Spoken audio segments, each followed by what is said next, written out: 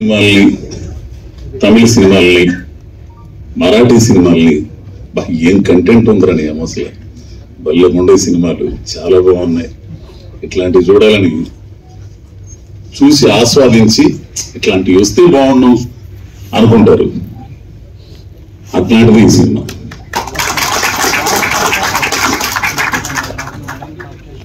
నిజంగా జీవితం ఎంఐ చెప్పినట్టు, చాందిని చెప్పినట్టు జీవితం ఉంటుంది ఇందులో. జీవితంలో ఏం కోల్పోతున్నాం, ఏం ఆశిస్తున్నాం,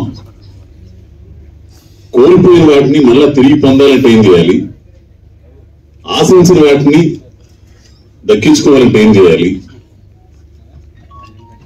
కుటుంబాల మధ్య ఉండే ఘర్షణ, బాణాన్ని చెప్పినట్టు తండ్రి కూతుర్ల మధ్య ఉండే ఘర్షణ, ఒక మధ్య తరగతి కుటుంబంలో ఉండే ఘర్షణ, ఇద్దరు ఆడపిల్లలను పెట్టుకుని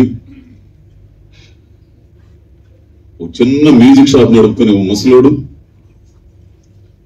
వాడి లక్ష్యాన్ని సాధించడానికి వాడు ఎదుర్కొన్న పరిస్థితులు, అనుకూల పరిస్థితులు ఎవరైనా సాధిస్తాడు విజయాన్ని, ప్రతికూల పరిస్థితుల్లో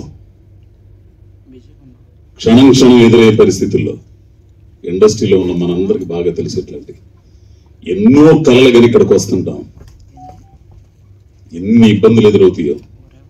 అన్నోళ్ళందరికి సీనియర్లు అన్న భావన గారు అసలు ఎన్నెందుకు ద మెగాస్టార్ చిరంజీవి గారు ఈ రోజున ఒక మెగాస్టార్ గా ఉన్నాడు. ఆయన జీవితంలో ఎన్ని ఇబ్బందులు, ఎన్ని ఒడిదుడుకులు, ఎన్ని తట్టుకొని పడి లేచి నిలబడితే అక్కడ అంత ఎత్తులో ఉన్నాడు. ప్రతి మనిషి జీవితం ఏదైనా, ఏ ఆశయమైనా సరే ప్రతికూల పరిస్థితుల్లో విజయం సాధించిన వాళ్ళే గొప్పోళ్ళు అవుతారు. అంటే కథ మొత్తం నేను చెప్పకూడదు, టీజర్ చూస్తే మీకు ఈ పాటికి అర్థమై ఉండాలి. బాగుంది టీజర్. ఒక్క మాట ఇది చెబుతా, ఈ సినిమా మాతో చేయాలని ఈ పిల్లోడు శివ అనే పాలడుగు శివ అనే కుర్రోడు 3 సంవత్సరాలు వెయిట్ చేశాడు కరోనా ముందు నుంచి. నేను ఎందుకు నా మీద ఎందుకు పెట్టుబడి పెడతా ఉంటే లేదు మీరే చేయాలండి అన్నాడు. కరోనా అంత అయిపోయింది, పుష్ప అయిపోయిన తర్వాత ఓ రోజు తెల్లారుజామున చూస్తే కారు వేసుకుని ఇంటి ముందు ఉన్నాడు. అమెరికా నుంచి వచ్చి మా ఊరు వచ్చాడు. ఎవరో అంటే మీరు చేయాలండి అని అన్నాడు. ఏంది ఇంత పట్టుబడతాడని చెప్పి తీరా సినిమాలోకి వెళ్ళిపోయిన తర్వాత, షూటింగ్కి వెళ్ళిన తర్వాత అతను పడే తపన అది ఎట్లా చెప్పాలో అర్థం కదా నాకు. అసలు నిద్రాహారాలు మానేసి ఆ షాట్ వచ్చేదాకా నేనైతే చాలా సార్లు తిట్టి పడేసా. ఆమరా స్వామి కింద పెడతావు, పైన పెడతావు, ఇట్లా పెడతావు, మొత్తం తీసేస్తావు, ఎన్నిసార్లు చేయాలని చాలా ఇసుగుపడ్డా. కానీ తర్వాత అవుట్పుట్ చూసిన తర్వాత, మొత్తం ఫస్ట్ ఎడిటింగ్ అయిన తర్వాత, ఫస్ట్ కాపీ వచ్చిన తర్వాత చూపించాడు.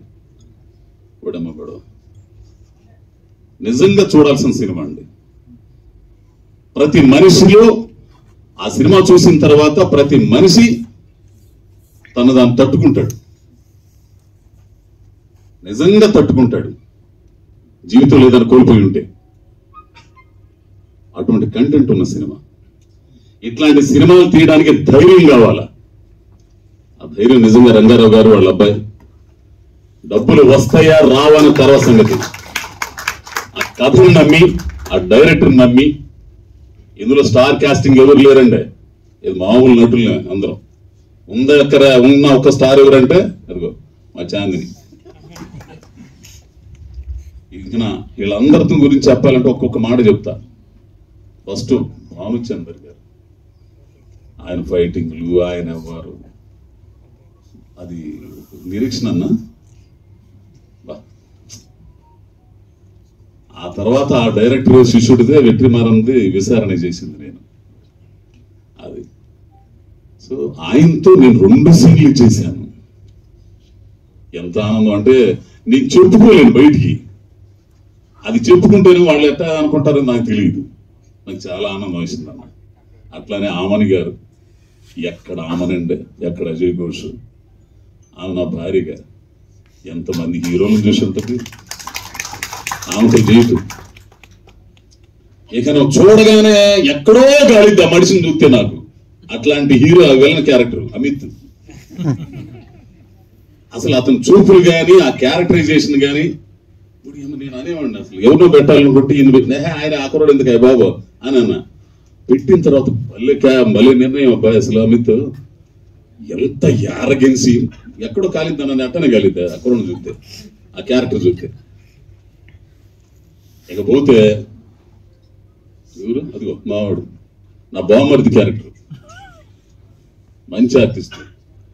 ఇక అన్న దయానందరెడ్డి అన్నతో పబ్లో 2-3 సీన్లు చేశానంటే నిజంగా నేను అంటే దమ్మున్నోడితో చేస్తుంటే యువతులోడికి కూడా దమ్మెందు మనం తేల్చుకోవాలన్నట్టు ఉంటది. మనం ఎరగదీస్తే కాదు, ఎదుటోడు కూడా ఎరగదీయాల, అప్పుడే ఆ సీన్ పండింది. దయానంద్ అన్నతో పప్పులు చేస్తుంటే అతను ఇచ్చే ఎక్స్ప్రెషన్స్ కి నేను చెబుతుంటే ఆటోమేటిక్గా నాకు ఇది వస్తుంది. నాకు ఎంత ఇదంటే డీజే నేర్చుకోవడానికి ఈ వయసులో భయపడలేదు సార్.